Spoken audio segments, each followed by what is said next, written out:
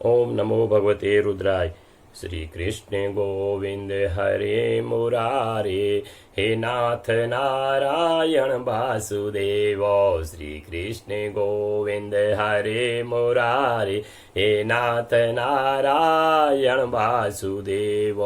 बोलो विष्णु भगवान की जय। आप सभी लोगों को मेरा कोटि कोटि प्रणाम। आइए आज हम भाद्र मास के कृष्ण पक्ष की अजा एकादशी के बारे में जानते हैं। व्रतों में उत्तम व्रत जो है एकादशी का ही माना गया है। व्रत तो सारे ही उत्तम है, लेकिन एकादशी का व्रत जो है अति उत्तम माना गया। इस बात की जो है चर्चा हमारे शास्त्रों में विस्तार से बताई गई है। भाद्र मास के कृष्ण पक्ष में अजा नाम की एकादशी होती है। इस व्रत को करने से मनुष्य के सभी पाप या सभी कष्ट जो है दूर हो जाते हैं।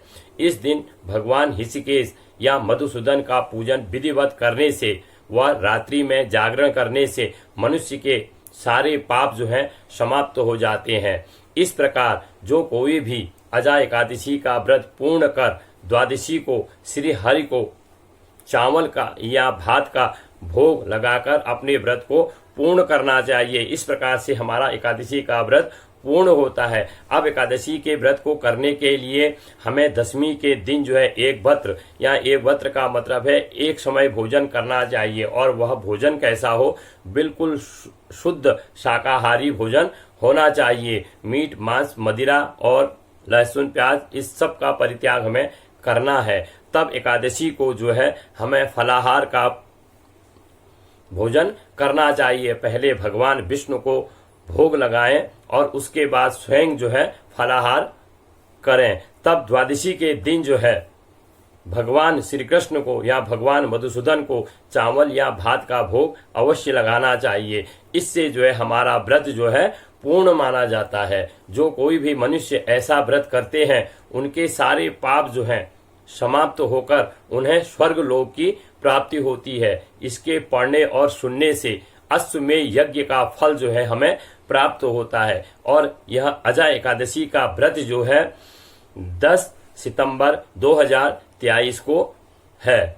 इस प्रकार से हमें एकादशी का व्रत जो है करना चाहिए, क्योंकि एकादशी का व्रत ही ऐसा है जो हमें इस जीवन में भी तारता है और इस जीवन को छोड़ने के बाद भी हमारा उद्धार या हमारा तरोतारण करता है। इसी से हमें मोक्ष की प्राप्ति होती है। अब अजा एकादशी का एक छोटी सी कथा या उसका एक महात्म्य है। एक समय की बात है कि एक राजा हरिश्चंद्र बहुत ही धर्मात्मा सत्य प्रतिज्ञ थे। वह अपने कर्म फल से उन्हें जो है राज्य का परित्याग करना पड़ा।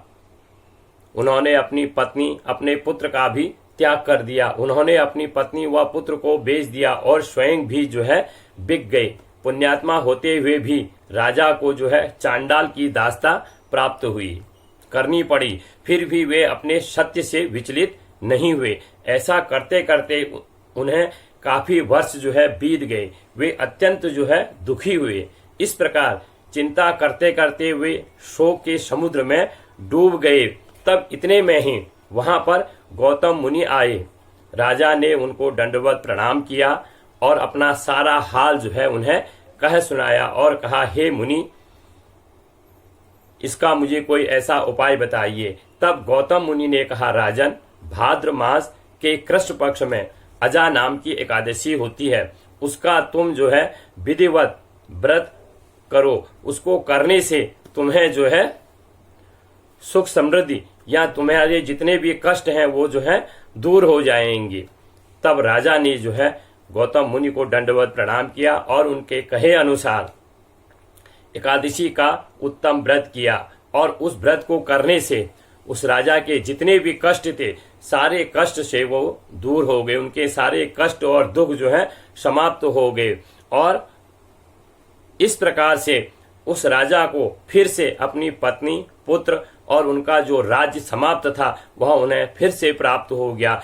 इस प्रकार भगवान जो है उस राजा हरिश्चंद्र पर अति प्रसन्न हुए और उन्होंने आकाश से पुष्पों की वर्षा की। इस प्रकार वह राजा जो है अपने परिजन और पुरुजनों के साथ वह स्वर्ग लोक को प्राप्त हुआ। इस प्रकार एकादशी का व्रत जो है अति उत्तम माना गया। हर किसी मनुष्य को एकादशी का व्रत अवश्य करना चाहिए।